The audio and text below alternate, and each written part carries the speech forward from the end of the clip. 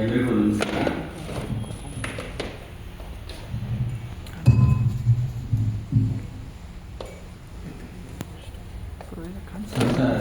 ಸುರೇಶ್ ಅವರು ನಮ್ಮ ನಡುವೆ ಇರುವಂತಹ CGK ಅವರ ನಿಜವಾದ ಶಿಷ್ಯ ಅಂತ ಕೂಡ ಗೊತ್ತಾಗಲಿಕ್ಕಿಲ್ಲ. ಅವರ ಆಲೋಚನೆ ಮತ್ತು ಚಿಂತನೆಯು ಕೂಡ ಏನಾದರೂ ಮಾಡುವಂತಹ ಮತ್ತು ಬೆಳೆಸುವಂತಹ ಕ್ರಿಯೆಯಲ್ಲಿ ಸದಾಕಾಲವೂ ಕೂಡ ತಮ್ಮನ್ನು ತೊಡಗಿಸಿಕೊಂಡಿರುವಂಥವರು ಸಂಸಾರ ಸುರೇಶ್ ಅವರು ಕಾಡುವ ತೀರಮನ್ನ ಕಾರ್ಯಕ್ರಮವನ್ನು ಆಯೋಜನೆ ಮಾಡುವಂತಾಗಬಹುದು, ಅಥವಾ CGK ಅವರ ನೆನಪನ್ನು ಕುರಿತಾಗಿ ಮಾಡುವಂತಾಗಬಹುದು, ಬೀದಿ ನಾಟಕವನ್ನು ಕುರಿತಾಗಿ ಅವರು ಮಾಡುವಂತಾಗ್ಬೋದು, ಹಾಗೆ ಸಂಸಾರ ಥಿಯೇಟರ್ ಮೂಲಕವಾಗಿ ಅವರು ಮಾಡ್ತಾ ಇರುವಂಥ ಕೆಲಸಗಳಾಗ್ಬೋದು. ಅವು ಕೂಡ ಅತ್ಯಂತ ಮುಖ್ಯವಾದಂತಹ ಸಂಗತಿಗಳಾಗಿದ್ದಾವೆ. ಅವರು ಆಯೋಜನೆಯನ್ನು ಮಾಡಿರುವಂತಹ CGK 75 ಈ ಕಾರ್ಯಕ್ರಮದಲ್ಲಿ ಹಿರಿಯರಾದಂಥ ಬಸವಲಿಂಗಯ್ಯ ಸರ್ ಅವರು ತಮ್ಮ ಒಡನಾಟದೊಂದಿಗೆ ರಂಗಭೂಮಿಯನ್ನು ಕುರಿತಾಗಿ ಮತ್ತು CGK ಅವರ ನೆನಪುಗಳನ್ನು ಕುರಿತು ಅತ್ಯಂತ ಸುಲಭವಾಗಿ ಮಾತಾಡಿದ್ದಾರೆ. ಅವರ ವಿಚಾರಕ್ಕೆ ನಾವು ಅಷ್ಟು ಪ್ರತಿಕ್ರಿಯೆಯನ್ನು ನೀಡಲಿಕ್ಕೆ ನಾನು ಹೋಗ್ಲಿಕ್ಕೆ ಹೋಗೋದಿಲ್ಲ, ಯಾಕೆಂದರೆ ಅವರ ವಿಚಾರಗಳು ತುಂಬ ಚೆನ್ನಾಗಿ ಅವರು ಮಂಡಿತವಾಗಿದ್ದಾವೆ. ಈಗಾಗಲೇ ಪುಷ್ಪ ಮೇಡಮ್ ಅವರು ಹೇಳಿದ ಹಾಗೆ ಅವರ ಆತ್ಮಕಥೆ ಬಂದಿದ್ದೇ ಆದರೆ ಕತ್ತಾಲೆ ಬೆಳದಿಂಗಳೊಳಗೆ ಯಾಕೆ ಒಂದು ಮುಖ್ಯವಾದಂತಹ ಒಂದು ನಮ್ಮ ರಂಗಭೂಮಿಯನ್ನು ದಾಖಲೆಯನ್ನು ಮಾಡುವಂತಹ ಒಂದು ಕೃತಿಯಾಗಿತ್ತು. ಹಾಗೆಯೇ ಬಸವಲಿಂಗಯ್ಯ ಅವರ ಒಂದು ಆತ್ಮಚರಿತ್ರೆ ಅದು ದಾಖಲಾಗಬೇಕು. ಅವರು ಆತ್ಮಚರಿತ್ರೆಯನ್ನು ಬರಲಿಕ್ಕೆ ಕಷ್ಟ ಆಗುತ್ತೆ ಅಂದರೆ ನನ್ನಂಥವ್ರನ್ನ ಏನಾದರೂ ನೇಮಿಸ್ಕೊಂಡಿದ್ದೆ ಅಂದರೆ ನಾವು ಅದು ಇರಲಿ ಅನಾತ್ಮ ಚರಿತ್ರೆಯನ್ನು ಕೂಡ ಸರಿ ಅದು ಕೂಡ ಬರುತ್ತೆ. ಅದರಿಂದ ಅದನ್ನು ನನ್ನಂತ ಯಾರಾದರೂ ಒಬ್ಬರನ್ನ ನೇಮಿಸ್ಕೊಂಡ್ರೆ ನಾವು ನಿರೂಪಣೆಯನ್ನು ಮಾಡ್ತಾ ಹೋಗ್ತೀವಿ. ಅಮೂಲ್ಯವಾಗೋದು ಕೂಡ ಅದನ್ನು ಮಾಡ್ತೀವಿ. ಯಾಕಂದರೆ ಇಲ್ಲಾಂದರೆ BB ಕಾರಂತರು ನಿಜಕ್ಕೂ ಕೂಡ ಆತ್ಮಚರಿತ್ರೆಯನ್ನು ಬರೀತಿರ್ಲಿಲ್ಲ. ಅದಕ್ಕೆ ಮೇಡಮ್ ಅವರು ಇದ್ದ ಕಾರಣಕ್ಕೋಸ್ಕರವಾಗಿ ಅದೊಂದು ದಾಖಲೆಯಾಗಿ ಉಳಿಯಿತು. ಹಾಗೆಯೇ ಮೇಡಮ್ ಅವರು ಪುಷ್ಪ ಮೇಡಮ್ ಅವರು ಒಂದು ಮಾತನ್ನು ಬಹಳ ಮುಖ್ಯವಾಗಿ ಹೇಳಿದರು. CGK ಅಂದರೆ ಅದು ಕೇವಲ ಒಂದು ವ್ಯಕ್ತಿತ್ವ ಅಲ್ಲ, ಅದು ಹಲವು ವಿಧವಾದಂಥ ವ್ಯಕ್ತಿತ್ವ. ಅವರು ರಂಗಭೂಮಿಯಲ್ಲಿ ತೊಡಗಿಸಿಕೊಂಡಿದ್ದು, ಅಥವಾ ಸಿನಿಮಾದಲ್ಲಿ ತೊಡಗಿಸಿಕೊಂಡಿದ್ದು, ಅಥವಾ ರಂಗ ಸಂಘಟಕರಾಗಿ ಕೆಲಸವನ್ನು ಮಾಡಿದ್ದು, ಅಥವಾ ಗಾಂಧಿ ಅಧ್ಯಯನ ಕೇಂದ್ರದ ನಿರ್ದೇಶಕರಾಗಿ ಅವರು ಮಾಡಿರ್ತಾರೆ. ಹೀಗೆ ಅವರು ಭಿನ್ನವಾದಂಥ ಒಂದು ವ್ಯಕ್ತಿತ್ವವಾಗಿದೆ. ಹಾಗೆ ಅವ್ರನ್ನ ಬೇರೆ ಬೇರೆ ಕೋನದಲ್ಲಿ ನಾವು ನೋಡಿದ್ದೆ ಆದರೆ ಆಗ ನಮಗೆ ಒಂದು ವ್ಯಕ್ತಿತ್ವ ಅನ್ನುವಂಥದ್ದು ನಮಗೆ ಕಾಣ್ತಾ ಹೋಗುತ್ತೆ ಅನ್ನುವಂಥ ಮಾತನ್ನು ಅವರು ಹೇಳಿದರು. ಹಾಗೆಯೇ CGK ಅವರ ಒಂದು ಮೂರ್ತವಾದಂಥ ಒಂದು ವ್ಯಕ್ತಿತ್ವವನ್ನು ಅಮೂರ್ತವಾಗಿ ತಮ್ಮ ಕಾವ್ಯದ ಮೂಲಕವಾಗಿ ಹಿಡಿದಂತಹ ಒಂದು ಹಿರಿಮೆ ಕೂಡ ಪುಷ್ಪ ಮೇಡಮ್ಗೆ ಸಲ್ಲುತ್ತೆ. ಯಾಕೆಂದರೆ ಅವರ ಕಾವ್ಯವನ್ನು ನಾವು ಮತ್ತೊಮ್ಮೆ ಅದನ್ನು ಬಿಡಿಯಾಗಿ ನಾವು ನೋಡ್ತಾ ಹೋದರೆ CGK ಅವರ ಆಸಕ್ತಿ ಏನು, ಅವರ ಹವ್ಯಾಸ ಏನು, ಅವರ ಕೊಡುಗೆ ಏನು ಅನ್ನುವಂಥದ್ದನ್ನು ನಾವು ಭಾಳ ಸ್ಪಷ್ಟವಾಗಿ ಅದರಲ್ಲಿ ದಾಖಲೆಯನ್ನು ಮಾಡಲಿಕ್ಕೆ ಸಾಧ್ಯ ಆಗುತ್ತೆ. ಹಾಗಾಗಿ CGK ಅವ್ರಿಗೂ ಕೂಡ ಅಷ್ಟೇ ಅವರಿಗೆ ಮೂರ್ತದಲ್ಲಿ ಅವ್ರು ಹೆಚ್ಚಿಗೆ ಆಸಕ್ತಿ ಇರಲಿಲ್ಲ. ಅವ್ರಿಗೆ ಹೆಚ್ಚಿಗೆ ಬಯಲಿನಲ್ಲಿ ಅಮೂರ್ತದಲ್ಲಿ ಹೆಚ್ಚು ಆಸಕ್ತಿಯನ್ನು ಹೊಂದಿದ್ದಂಥವ್ರು. ಅವರು ಒಂದು ಚೌಕಟ್ಟಿನಲ್ಲಿ ಯಾವತ್ತೂ ಕೂಡ ಅವರು ನಿಲ್ತಾ ಇರಲಿಲ್ಲ. ಅವರು ಚೌಕಟ್ಟನ್ನು ಮೀರುವಂತಹ ಒಂದು ಪ್ರಯತ್ನವನ್ನು ಅವರು ನಿರಂತರವಾಗಿ ಅವರು ಮಾಡ್ತಾ ಬಂದರು.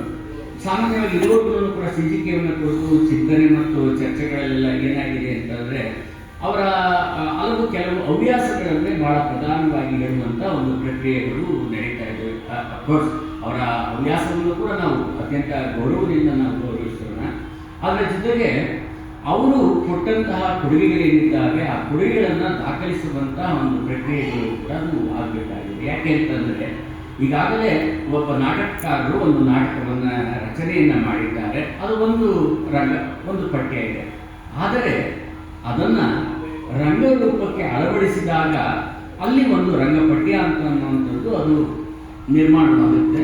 ಆ ರಂಗಪಠ್ಯ ಅಂತ ಅನ್ನುವಂಥದ್ದು ನಿರ್ಮಾಣವಾದಾಗ ನಿರ್ದೇಶಕ ಅದಕ್ಕೆ ಒಂದು ರೂಪವನ್ನು ಕೊಡ್ತಾರೆ, ಅದಕ್ಕೆ ಒಂದು ಕೋನವನ್ನು ಕೊಡ್ತಾರೆ, ಅದನ್ನು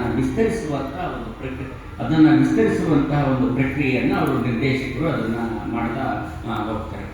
CGK ಅವರ ಒಡಲಾಳ ನಾಟಕವನ್ನೇ ನಾವು ಗಮನಿಸಿದ್ದೆ ಆದರೆ ಅದು ದೇವನೂರು ಮಹಾದೇವ ಅವರ ಕೋಶ ಕೇಳಿಸುತ್ತೆ ಅನಿಸುತ್ತೆ. ಹಾಗೆಯೇ CGK ದೇವನೂರು ಮಹಾದೇವ ಅವರ ಒಡಲಾಳ ಒಂದು ಅದನ್ನು ನಾವೊಂದು ದೀರ್ಘ ಕಥೆ ಅಂತ ಹೇಳ್ತೀವಿ, ಅಥವಾ ಅದನ್ನು ಒಂದು ಕಾದಂಬರಿ ಅಂತ ಅಂದ್ಬಿಟ್ಟು ಸಣ್ಣ ಕಿರು ಕಾದಂಬರಿ ಅಂತಲೂ ಕೂಡ ಕರೆಸ್ತೀವಿ.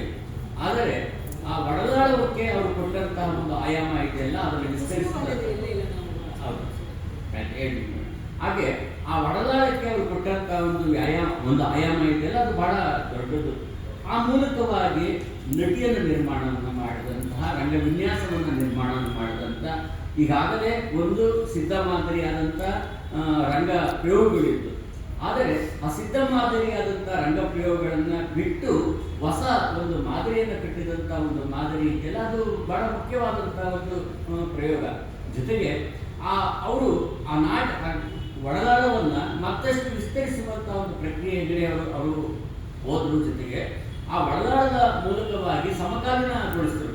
ಆಮೇಲೆ ಎಲ್ಲೋ ಒಂದು ಕಡೆ ಅವರು ಒಂದು ಮಾತನ್ನು ಹೇಳ್ತಾರೆ, ಒಡಲಾಳ ಅಂತ ಅನ್ನುವಂಥದ್ದು ನಮ್ಗೆ ಅದೆಲ್ಲೋ ಬೇರೆ ಎಲ್ಲೋ ಅಂತ ಅನಿಸ್ತಾ ಇಲ್ಲ, ಅಥವಾ ಸಾಕವ್ವ ಅನ್ನುವಂಥದ್ದು ಬೇರೆ ಎಲ್ಲೋ ಅನಿಸ್ತಾ ಇಲ್ಲ, ಅದು ಎಲ್ಲೋ ನನ್ನ ನಡುವೆ ಇರುವಂತಹ ಒಂದು ಪಾತ್ರ, ಅಥವಾ ನಮ್ಮ ಒಂದು ಕುಟುಂಬದ ಒಂದು ಪಾತ್ರ, ನಮ್ಮ ಸಮಾಜದ ಒಂದು ಮುಖ್ಯವಾದಂತಹ ಒಂದು ಪಾತ್ರವೇ ಅದಾಗಿದೆ ಅಂತ ಅನ್ನುವಂಥ ಮಾತನ್ನ ಸಿಜಿಕೆಯವರು ಕೂಡ ಕೆಲವು ಕಡೆ ಹೇಳಿರುವಂಥದ್ದನ್ನ ನಾವು ಗಮನಿಸಬಹುದಾಗಿದೆ.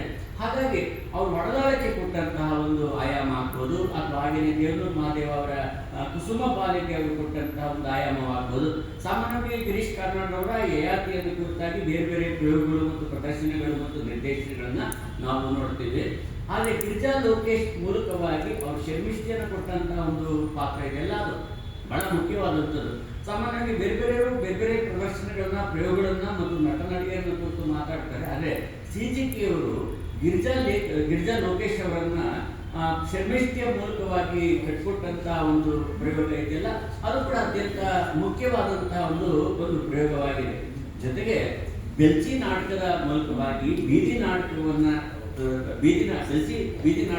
ಮೂಲಕವಾಗಿ ಅವರು ಕೈಗೊಂಡಂತಹ ಒಂದು ಚಳುವಳಿ, ಅವರು ಹುಟ್ಟು ಹಾಕಿದಂತಹ ಒಂದು ಚಳುವಳಿ, ಈಗಾಗಲೇ ಚಳುವಳಿಯ ಕಾವು ಇದ್ದಂತಹ ಸಂದರ್ಭದಲ್ಲಿ, ಈಗ ಆ ಕಾಲಘಟ್ಟದಲ್ಲಾಗಲೇ ದಲಿತ ಮತ್ತು ಬಂಡಾಯದ ಚಳುವಳಿಗಳು ಕೂಡ ಇದ್ದಂತಹ ಸಂದರ್ಭದಲ್ಲಿ ಬೆಲ್ಚಿ ನಾಟಕದ ಮೂಲಕವಾಗಿ ರಾಜ್ಯಾದ್ಯಂತ ಅವರು ಸಂಚಾರವನ್ನ ಮಾಡಿ ಅದಕ್ಕೆ ಮತ್ತಷ್ಟು ಕಾವನ್ನ ಕೊಟ್ಟಂತದ್ದಾಗ್ಬೋದು. ಸಿದ್ದಲಿಂಗಯ್ಯನವರಿಗೆ ಬಹಳ ಮುಖ್ಯವಾದಂತಹ ಒಂದು ಕವಿತೆಯನ್ನು ಬರಲಿಕ್ಕೆ ಪ್ರೇರೇಪಣೆಯನ್ನು ನೀಡಿ, ದೊಡ್ಡಗೌಡರ ಬಾಗಿಲಿಗೆ ನಮ್ಮ ಮೂಳೆಯ ತೋರಣ ಅನ್ನುವಂಥ ಅತ್ಯಂತ ಸಶಕ್ತವಾದಂತಹ ಒಂದು ಗೀತೆಯನ್ನ ರಚನೆಯನ್ನ ಮಾಡಲಿಕ್ಕೆ ಕಾರಣರಾದಂಥವರು ಸಿಜಿಕೆಯವರು. ಜೊತೆಗೆ ಸುಮ್ಮನೆ ಇದ್ದಂತಹ ಕೇವಲ ಪಾಠವನ್ನು ಮಾಡ್ತಾ ಇದ್ದಂಥವರಿಗೆ ನಾಟಕವನ್ನು ಬರಲಿಕ್ಕೆ ಪ್ರೇರೇಪಣೆಯನ್ನು ಕೊಟ್ಟಂಥದ್ದಾಗ್ಬೋದು. ಆ ಮೂಲಕವಾಗಿ ಒಂದು ರಂಗಪಠ್ಯವನ್ನ ನಿರ್ಮಾಣವನ್ನ ಮಾಡಿದ್ರು.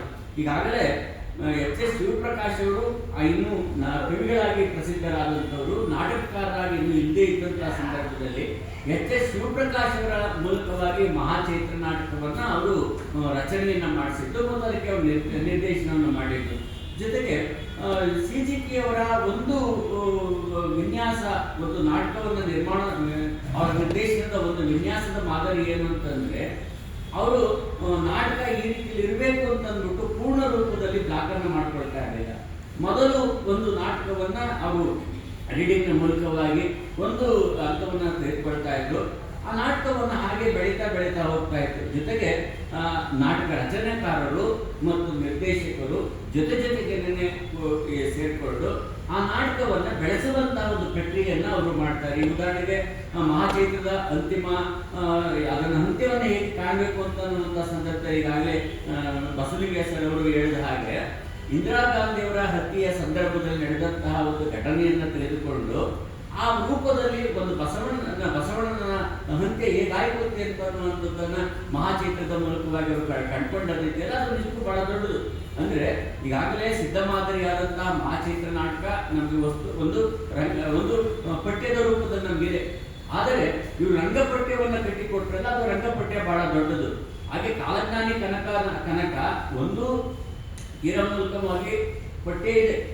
ಆದರೆ ಅದನ್ನ ಇವರು ಪ್ರದರ್ಶನವಾಗಿ ಪ್ರಯೋಗಾತ್ಮಕವಾಗಿ ಪ್ರದರ್ಶಿಸಿದೆಯಲ್ಲ, ನಮ್ಮೆಲ್ಲ ಇದ್ದಂತ ಒಂದು ಮಾದರಿಯಾದದ್ದು ಕನಕ ಮತ್ತು ಕೃಷ್ಣನನ್ನ ಕುರಿತಾಗಿ, ಕೃಷ್ಣ ಬಾಗಿಲನ್ನ ತೆರೆದ ಅಥವಾ ಕನಕದ ಕೇಂದ್ರೀಯ ಮೂಲಕವಾಗಿ ದರ್ಶನವನ್ನು ಕೊಟ್ಟ ಅಂತ ಅನ್ನುವಂಥದ್ದು ಒಂದು ಮಾದರಿ. ಆದರೆ ಆ ಮಾದರಿಯನ್ನು ಬಿಟ್ಟು ಆ ಕೃಷ್ಣನನ್ನ ಬಯಲಿಗೆ ತರುವಂತಹ ಒಂದು ಮಾದರಿ ಇದೆಯಲ್ಲ, ಇಷ್ಟು ಅದ್ಭುತವಾದಂತಹ ಒಂದು ಮಾದರಿ. ಹಾಗಾಗಿ ಅವ್ರಿಗೆ ಯಾವುದಕ್ಕೂ ಕೂಡ ಮೂರ್ತದಲ್ಲಿ ಅವರಿಗೆ ನಂಬಿಕೆ ಇರಲಿಲ್ಲ.